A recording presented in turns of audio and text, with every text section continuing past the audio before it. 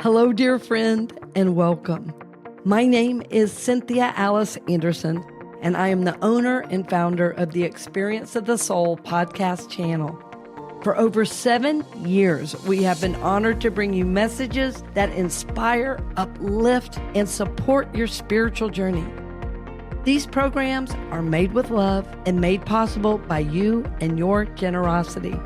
That's why over the next 90 days, we are aiming to raise $9,000 to carry this channel forward into the new year. Every gift, large or small, helps us continue producing, sharing, and reaching souls all around our world. So I invite you today to give as you are able, knowing that your support keeps these messages coming and available to all. Thank you for walking the journey with us, dear friend. Together we are making a difference. We are so grateful. Blessings on the journey, my dear friends.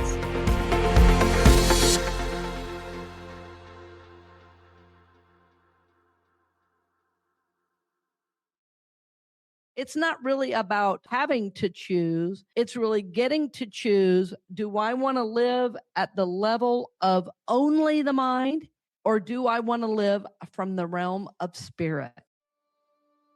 Hello, my friends, and welcome to the Experience of the Soul podcast. So happy to have you along the soul journey with us. I want to honor you and thank you for all your gifts to our ministry.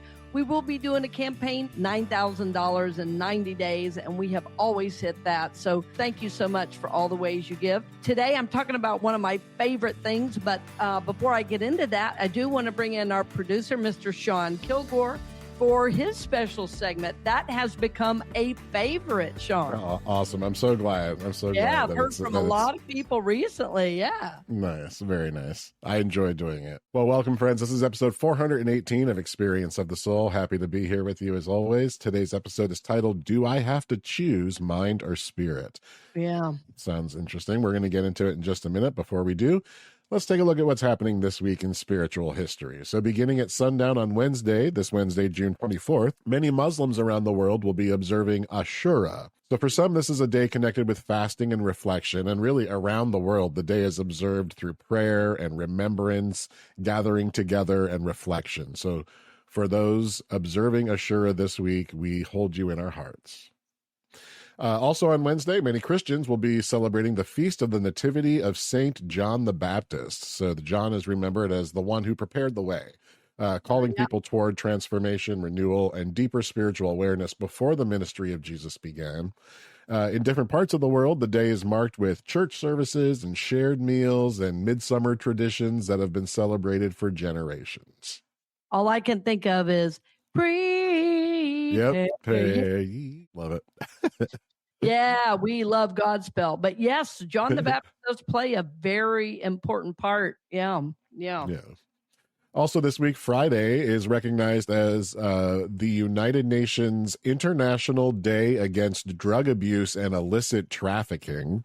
Oh, yeah. So, wow, that's a very official title and a mouthful. At its heart, this day is really about awareness and recovery, compassion, and support for those who have been impacted by addiction. This is a reminder that many people, 100%. Yeah. It's a reminder that many people are carrying battles that we may never really fully understand or even see, and that kindness and support matter more than we often realize. Beautiful. Yep. And our Just for Fun today, I wish I had a pair, but it's this Saturday, June 27th, is National Sunglasses Day. We should have done that the whole show. I should have, yeah. So honestly, this feels extremely appropriate heading into late June in Florida. It's also a decent reminder to step outside a little, enjoy some sunlight, maybe not spend the entire day staring at our screens, and get some fresh air. Yes, I live by it. Boy, I'm out so much this time of year. Sometimes I eat breakfast and dinner outside. Nice. I absolutely love being out. Yeah, even in the hotter weather. I mean, I don't stay out forever. I'm smart about it. But yeah, to me, there's nothing more healing than being outside and just observing and being blessed by all the beauty, that God's given us. It's real beautiful. Mm-hmm. Yeah. And your journal prompt for this week, what practices or people help keep you grounded when life feels uncertain or overwhelming. And maybe journal about those practices or those people this week.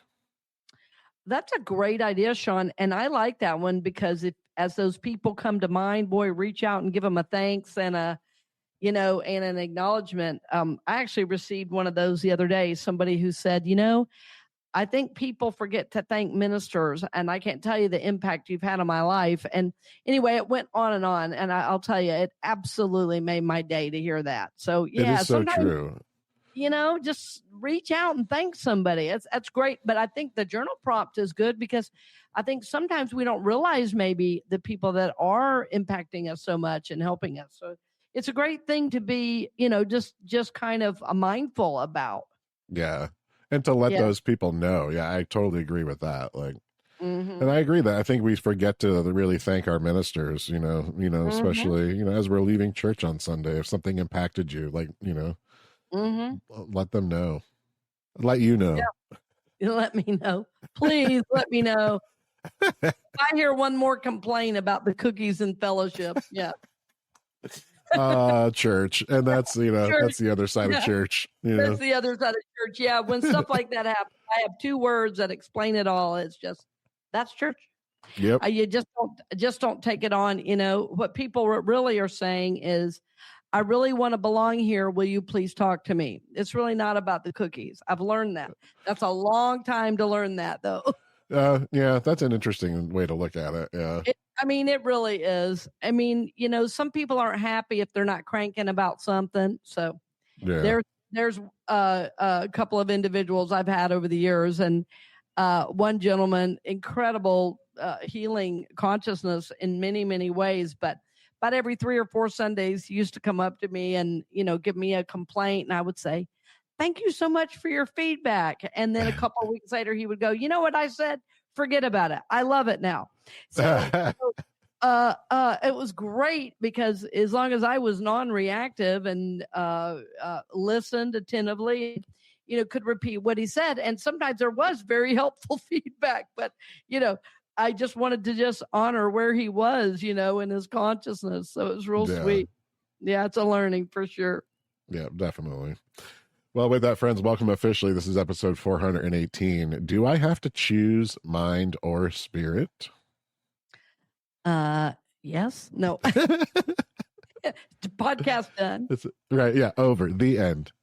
So, okay, friends, I wanted to explain this more. Do I have to choose mind or spirit? Well, first of all, you all know I love to talk about spiritual things. And for some reason, I was really excited about today because I have worked on this question for a very long time personally. And it took me a while to even pare down some of the aspects I wanted to talk about because of my journey and the journey of so many people that I serve.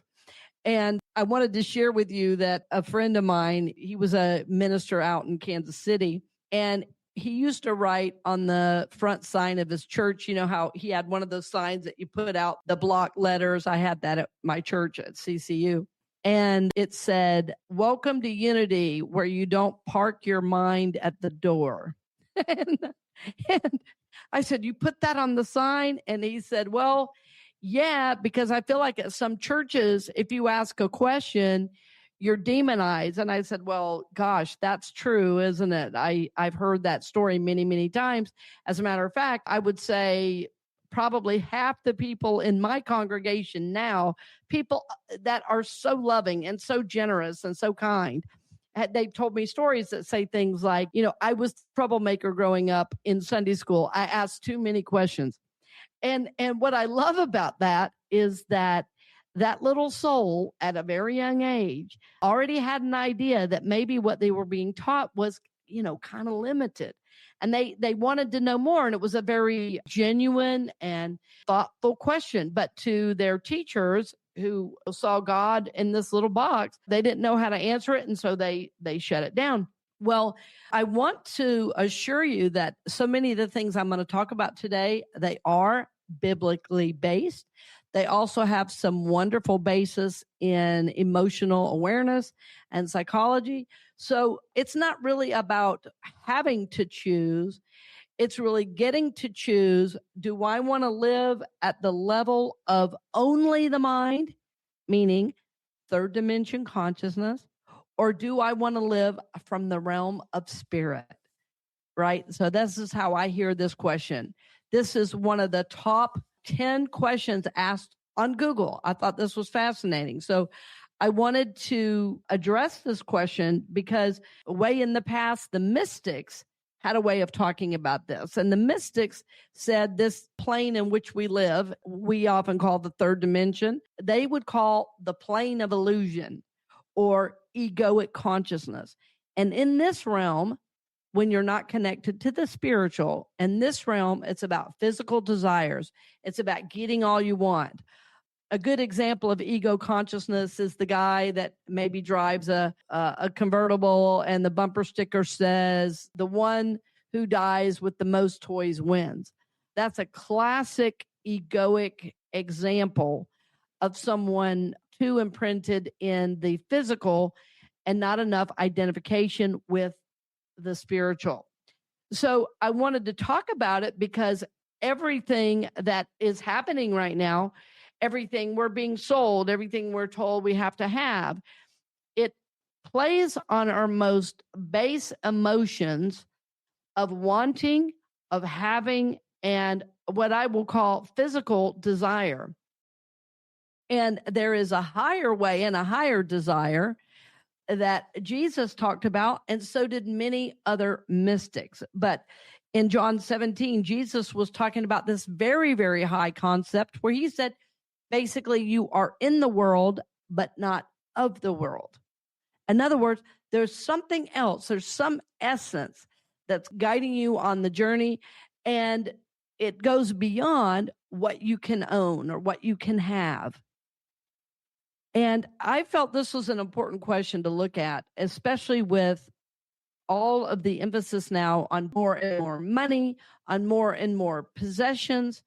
I had a dear friend who worked at Amazon for a time and said to me, I am becoming a minimalist after working there. And when I asked her about it, she said she couldn't believe the opulence and the orders and the orders and the orders and the orders from the same household, all the stuff that just people had to have. After working there, she was like a seasonal worker, actually a retired minister who just did some seasonal work there and said, my goodness, I cannot possibly imagine needing another thing after working there. And I thought it was interesting because that's all based in desire. Now, thank goodness Amazon is there, right? It brings us things to our door within a day or two. And I love that feature. But when we're only about the physical, we start to learn that the physical things are temporary. Yeah, the physical things are temporary. I knew someone who loved cars. You know, we would have discussions about what new car, you know, she was going to buy. And she said, you know, the only problem is every time I get one, I feel just like I did before I had it. I said, oh, you mean, in other words, it doesn't solve your problem? And she goes, right. I get so excited. I buy a new vehicle. And then pretty soon I still feel like I want some more. And I said, well, how are you working with that? And she goes, I'm looking for another car. And I said, okay, that's one way to do it. That's one way to do it. And, you know, that's her process. That's her process. But it reminded me, like, I wanted to take it, you know, as a question for myself. Am I somehow still sourcing in something in the outer, expecting it to bring me lasting pleasure? Because my friends, the physical is temporary, very, very temporary.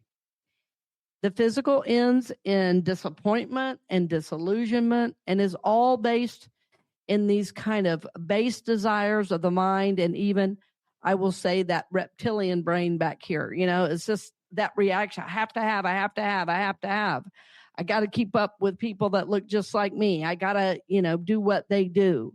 You know, that is all basing your sense of self on the physical realm.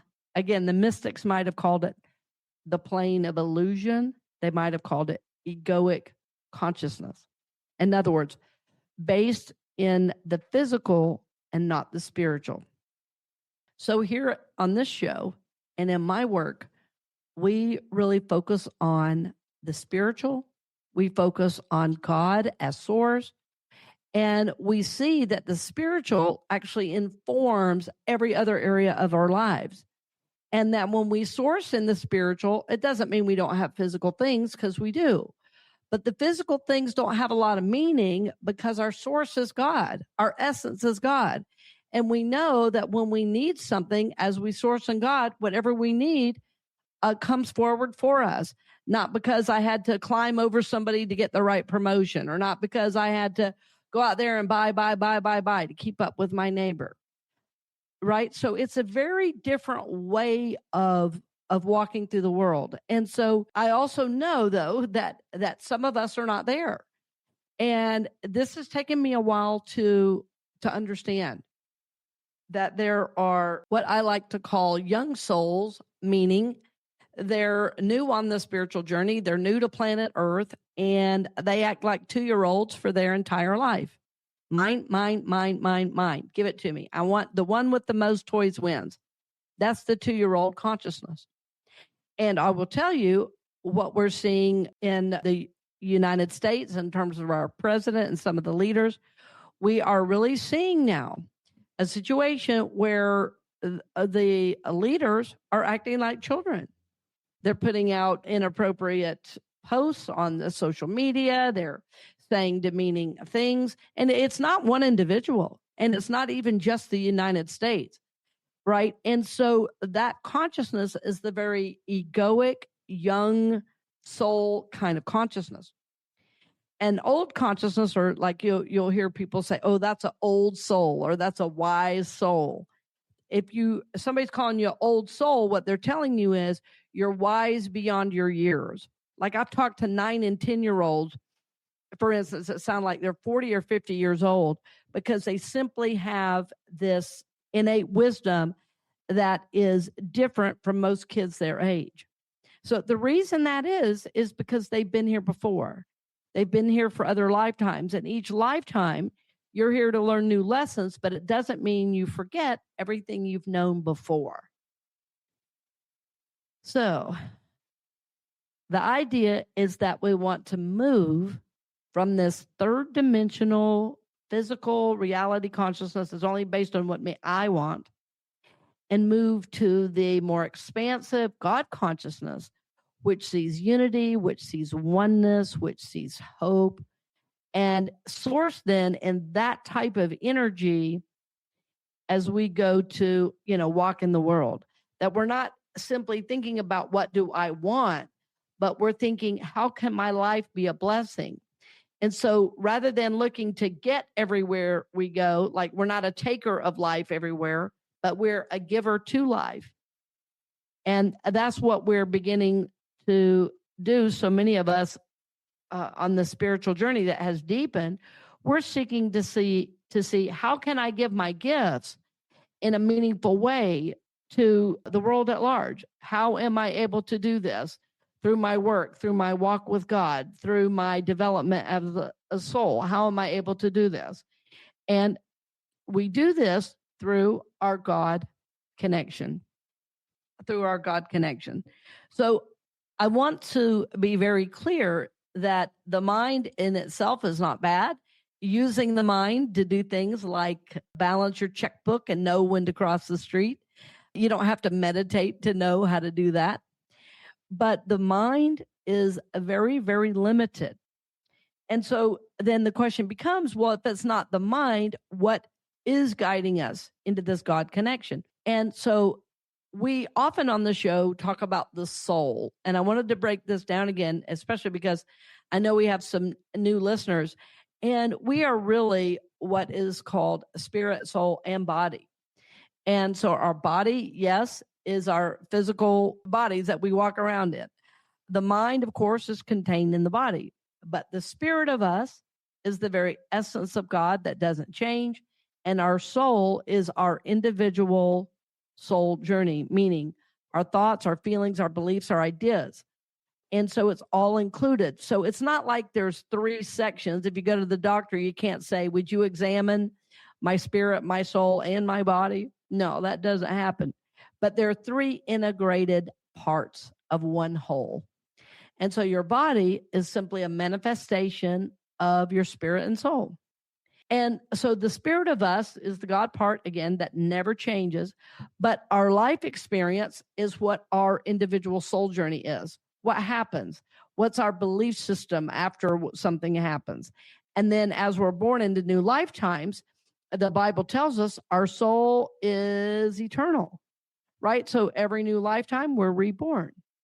And by the way, there are many, many scriptures that lead us to believe that during the time of Jesus, reincarnation was discussed. It was a common teaching of the day. This was a religious and spiritual crossroads during that time, and of where Jesus was. And this idea of reincarnation was not feared. As a matter of fact, many people said to Jesus, "Oh, is he Elijah?"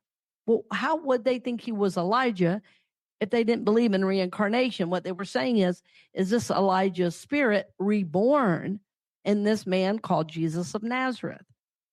Because his teaching were so profoundly spiritual.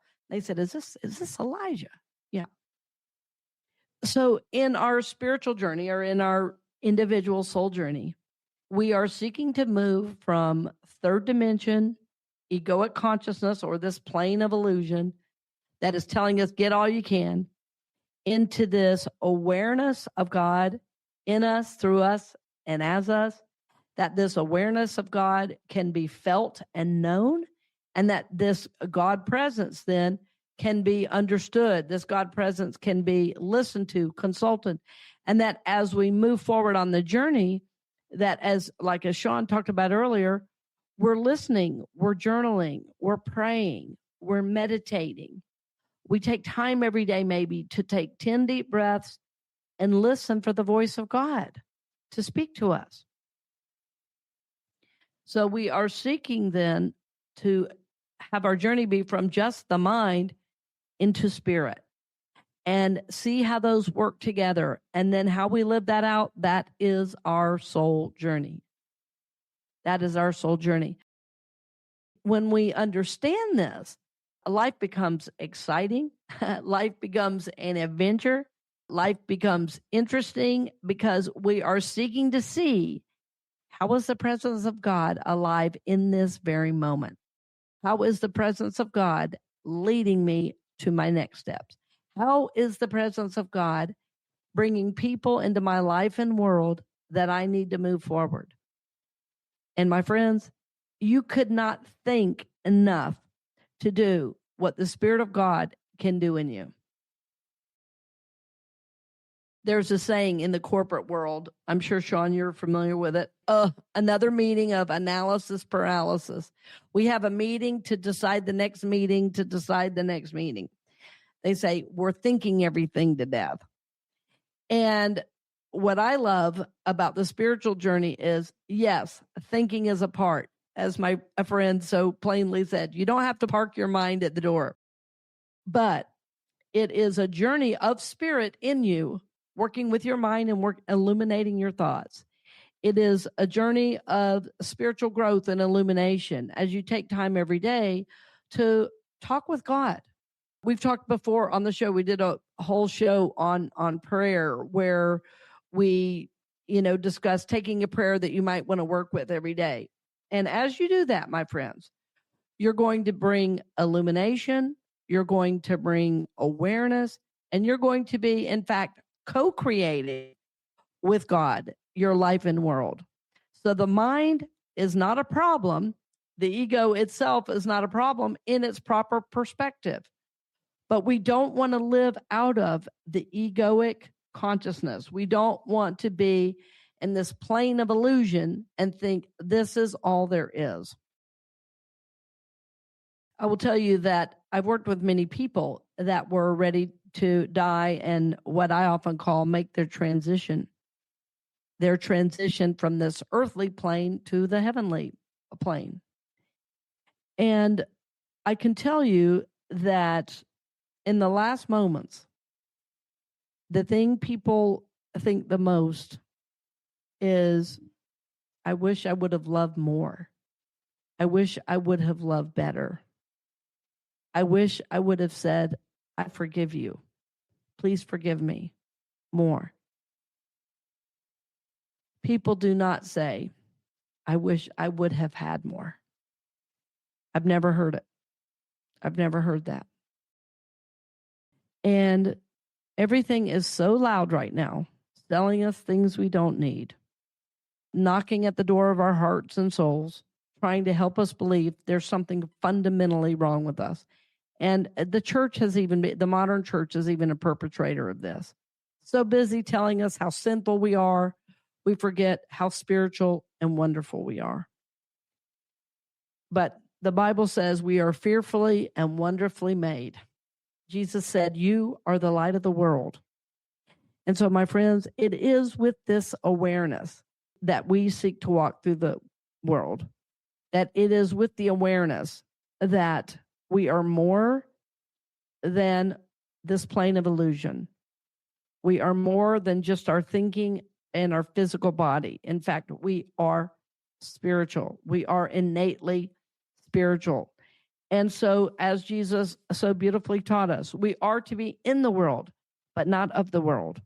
We want our presence to be so connected with God that as we walk around through the world, we become a blessing to others. We bring light, we bring help, we bring support, we bring illumination.